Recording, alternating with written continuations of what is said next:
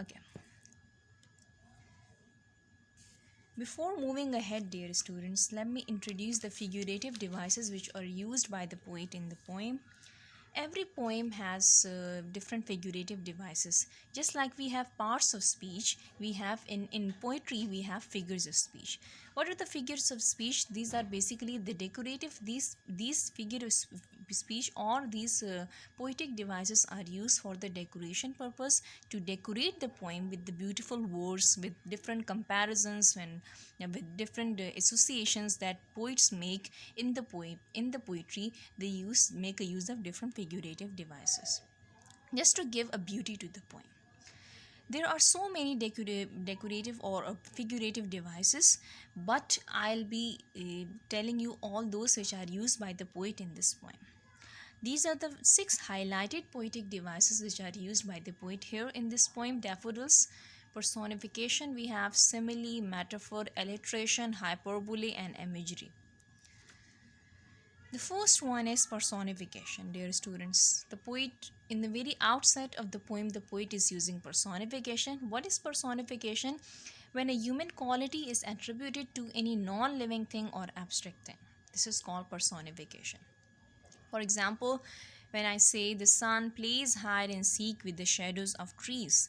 Now, sun is an it's an stationary object. Sun cannot even move. It's a stationary object in the universe. How can it play hide and seek? Hide and seek is the game which is played by the children.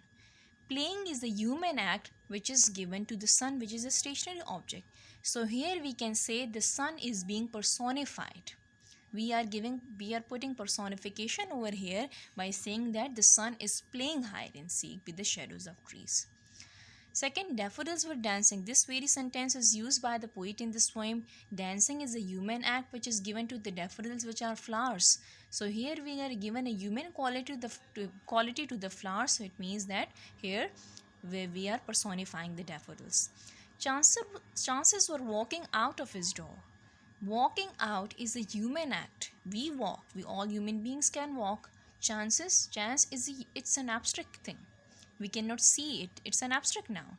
So we are giving this human quality to the abstract to this something, the chances, which is something abstract. So here we are using personification. So giving a human quality to something non-living or abstract is called personification. The next figure of speech is simile. Simile is the indirect comparison of two things when we compare two things indirectly by using as or like. This is called simile. For example, he is as intelligent as Einstein. Now, intelligence is the quality, and I am comparing his intelligence with the intelligence of Einstein. So this comparison by making a comparison by using as is definitely called simile. John is tall like his brother. Tall is the quality that I am I am making a comparison of this quality, like John is a person who is equally tall as his brother.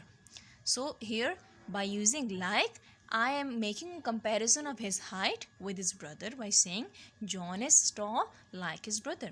She is short like her sister. So here I am also using simile.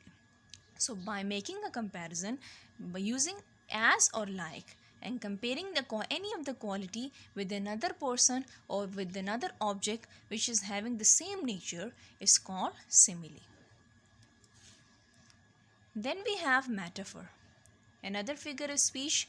Metaphor is same as simile, but here the difference is that we won't be using as or like.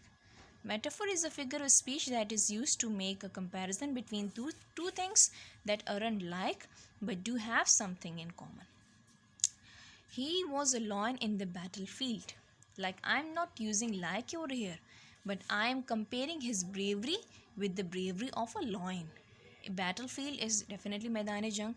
So he was a lion. If I am saying he was fighting like a lion in the battlefield, then it would become simile. But here I am using metaphor, so I won't be putting as or like. So this is called a direct comparison. I am directly attributing this quality or bravery of a lion to him. Her tears were a river flowing down her cheeks.